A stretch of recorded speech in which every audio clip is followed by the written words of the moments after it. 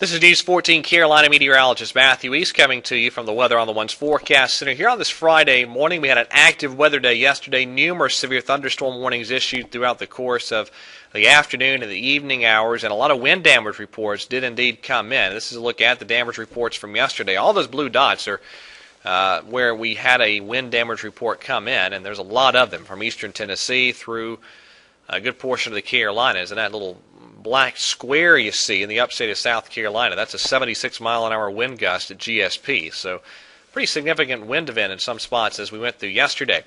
This is a look back yesterday evening at the Roanoke, Virginia NexRad site. This is courtesy of WrightWeather.com. At that point in time, that little storm near the Forsyth-Stokes County border was causing wind damage in Stokes County.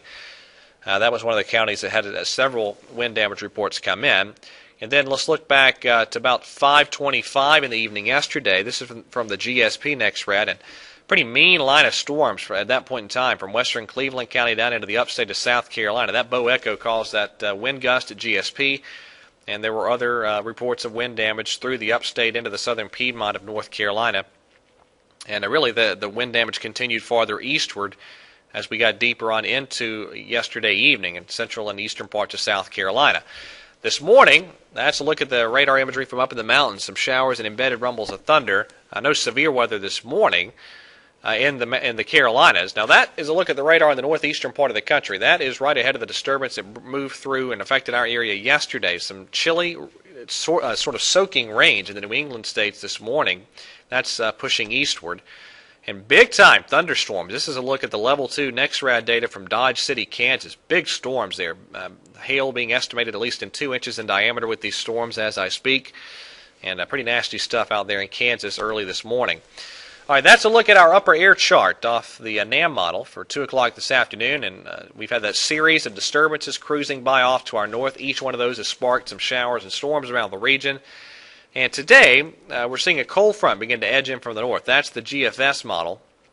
Cold front moving in. Looks like scattered showers and storms a possibility today and again today. Some of the storms could produce some wind damage, maybe some large hail, frequent cloud-to-ground lightning, and some briefly heavy rain. So it could be another day where we have severe thunderstorm warnings issued around the area. And as always, keep it tuned to News 14 Carolina on television. We'll walk you through the storms as they occur here around the region. That's your Day 1 convective outlook, a large slight risk covering basically all of the Carolinas, then back through the Tennessee Valley into the Ozarks, and that's the area where the wind damage will be most likely for today, and in that slight risk area. All right, let's go to tomorrow. I think I mentioned a cold front moving through. I think we see a little bit of a drier air mass, slightly drier, not a huge air mass change, but just slightly drier air moves in for the weekend, and so it looks like maybe only isolated storms possible tomorrow afternoon, just a few showers and storms possible Sunday afternoon, but certainly I think over the weekend a decrease in the coverage of showers and storms from what we've seen the last several days of the work week. And then the forecast next work week gets pretty tricky. What it looks like is going to happen is we get into what we call a northwest flow aloft, and that's oftentimes this time of year very conducive for big complexes of storms developing up in the Midwest or the Great Lakes region and then cruising southeastward toward our area. Timing those things out 4 to 7 days in advance is very difficult, if not impossible, but I think that's where we could be headed in terms of the pattern next week.